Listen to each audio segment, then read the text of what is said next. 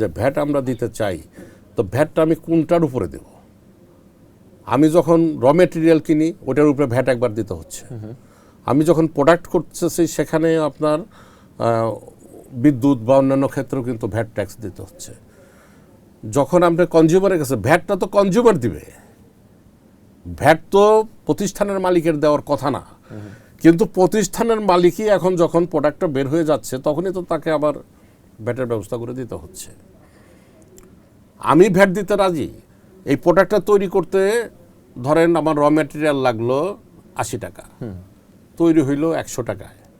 আমি ভ্যাটটা যখন আপনি আমার কাছে নেবেন কতটুকুর মধ্যে থেকে নেবেন? আইনত আপনি মনে করেন, আপনার বিবেকের কাছে প্রশ্ন করেন যে আমি কি এই শতভাগের মধ্যে ভ্যাট প্রয়োগ করব, না আমি যে 20% লাভ করলাম, 20% প্রফিট করলাম, সেই 20% থেকে আপনি আমার কাছ থেকে 15% নিয়ে নেন, তাহলে তো আমার কোনো সমস্যা হতো না। কিন্তু আপনি তো আমার কাছে দাবি করতেছেন 100%-এর মধ্যে, ট্যাক্স নিচ্ছেন 100%-এর মধ্যে। তাহলে আমি কিভাবে আমার ব্যবসাকে আমি